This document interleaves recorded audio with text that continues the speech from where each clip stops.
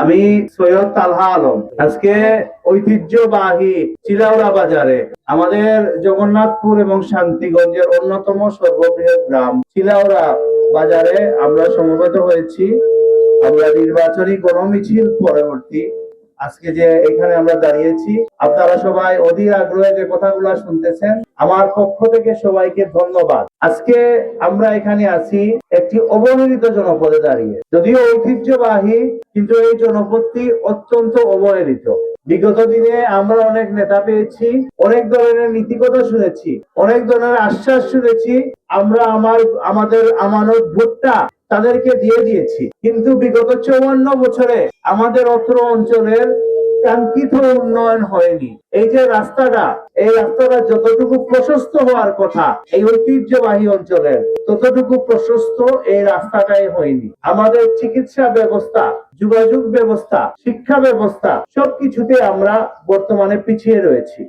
যে সমস্ত কাজ হচ্ছে এইগুলা আমাদের ব্যক্তি উদ্যোগে হচ্ছে, কিন্তু এই যে সরকারের কাছ থেকে যে নাগরিক সুবিধাগুলো আমাদের পাওয়ার প্রয়োজন, সেই সুবিধাগুলো আমরা আজকে পাইতেছি না। সেই ধ্বংস হয়ে গিয়েছিল। ফায়ার সার্ভিস কিন্তু আমাদের এইখান থেকে 4-5 কিলোমিটার দূরে ছিল, কিন্তু তারা তাৎক্ষণিকভাবে অ্যাকশন নিতে পারে না। এই জন্য অত্র এলাকার তরুণ সমাজ আন্দোলন করে। আমাদের সামনে যে নির্বাচনটা আসছে, এই নির্বাচনটা হলো 5 বছরের জন্য আমরা কাকে আমাদের জনপ্রতিনিধিত্ব দিব সেই নির্বাচন। আমাদের মধ্যে চয়েস আছে।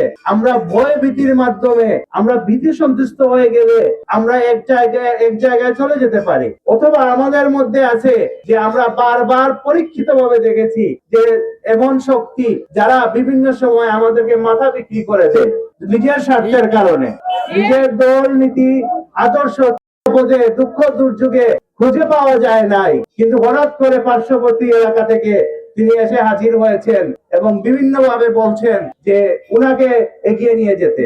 আপনাদেরকে আমি সৈয়দ তালহা আলম বলে যেতে চাই, বিগত দিনে যখন করোনা ভাইরাস এসেছিল, যখন আমাদের লোকরা ঘরে বসে থাকতে হয়েছিল, আমি আমার পক্ষ থেকে আপনাদের পাশে এসে ঘরে ঘরে ঘরে ঘরে যাওয়ার চেষ্টা করেছি।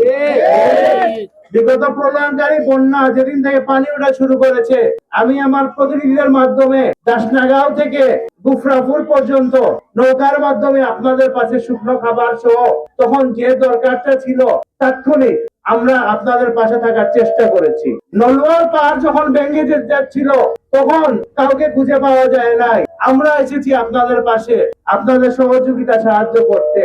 আগামীতে একটা নির্বাচন, এই নির্বাচনে যতজন প্রার্থী আছেন তারা কেউই বিগত ন্যায্য অধিকার আদায়ের জুলাই বিপ্লবে বাংলাদেশের মাটিতে থেকে অংশগ্রহণ করেননি। অনেকেই বয়ে বয়ে থেকেছেন, তখন কোনো ন্যায্য অধিকার আদায়ের কথা বলেননি।